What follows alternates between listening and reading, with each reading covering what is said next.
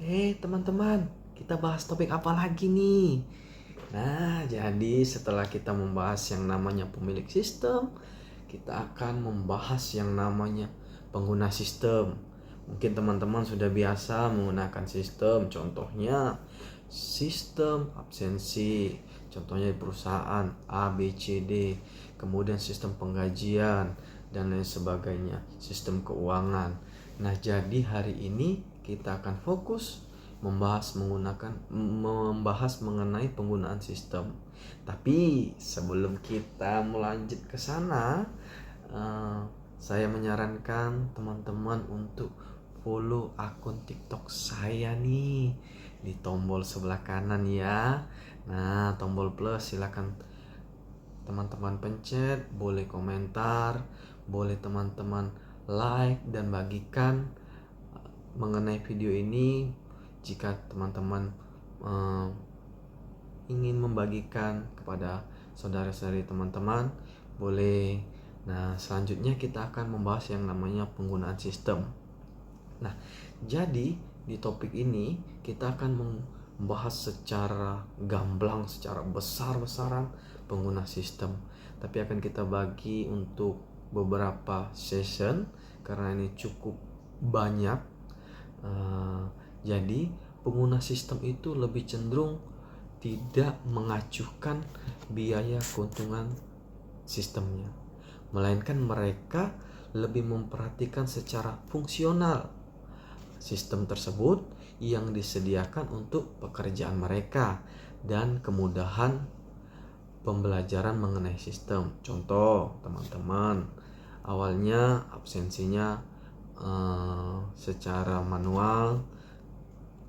Contoh, secara kita telepon atasan kita, jadi atasan kita nanti merespon kita hadiri sudah bekerja. Nah, jadi karena ada sistem, mungkin teman-teman bisa download di Google Play Store, ada sistem absensi karyawan.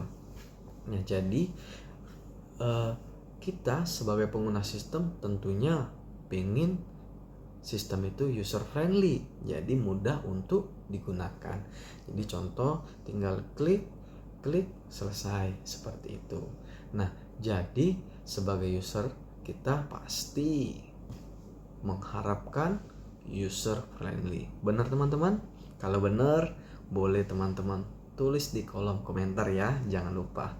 Nah, jadi ada banyak kelas nih dalam penggunaan sistem.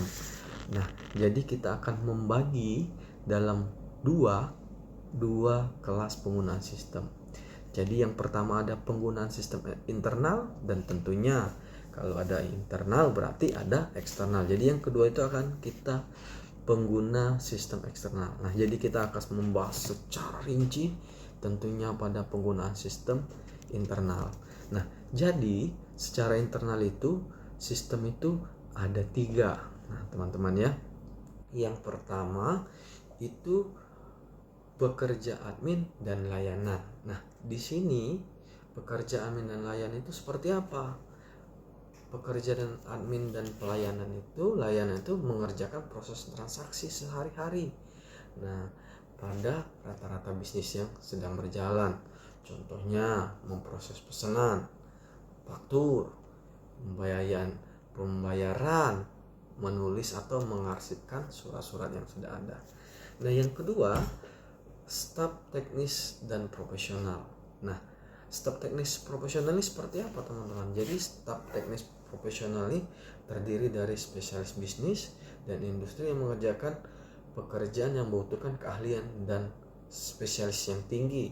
Contohnya seperti apa? Pengacara, akuntan, insinyur penelitian, analis pasar, desainer iklan, dan lain. Nah, dan yang selanjutnya itu supervisor, manajer menengah, dan manajer eksekutif. Nah, jadi pengguna sistem eksternal yang terakhir itu adanya supervisor, manajer menengah, dan manajer eksekutif.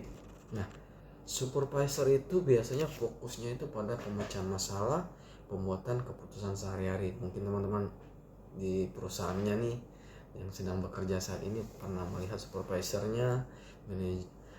Supervisornya itu berfokus pada pemecahan masalah. Contohnya teman-teman melaporkan masalah A, B, C, D, supervisornya membantu.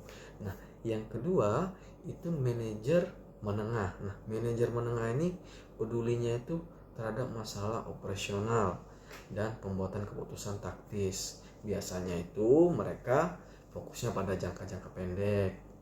Dan yang terakhir, yang ketiga, itu manajer eksekutif. Jadi fokusnya itu pada perencanaan dan pembuatan keputusan strategi. Nah, biasanya itu yang jangka panjang. Jadi strategi apa yang bakal digunakan dalam perusahaan tersebut. Nah, jadi teman-teman, sistem informasi manajer ini cenderung fokusnya secara keseluruhan pada akses informasi. Nah, jadi teman-teman, setelah dijelaskan mengenai banyaknya akses pengguna, khususnya pengguna sistem internal, mudah-mudahan ini bisa membantu teman-teman. Jadi teman-teman tahu pengguna sistem internal itu dari kalangan supervisor, kalangan sistem teknis, dan pada pekerja admin dan layanan. Oke teman-teman, sampai di situ dulu. Kalau teman-teman bingung dan ingin ada bertanya, silahkan tulis di kolom komentar tentunya ya.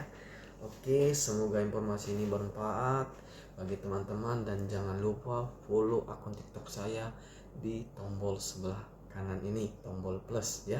Boleh dipencet berkali-kali bahkan, tapi jangan lupa ikuti ya. Nah, dan jangan lupa juga untuk tulis komentar dan share video ini jika bermanfaat bagi teman-teman tentunya ya. Itu saja, terima kasih.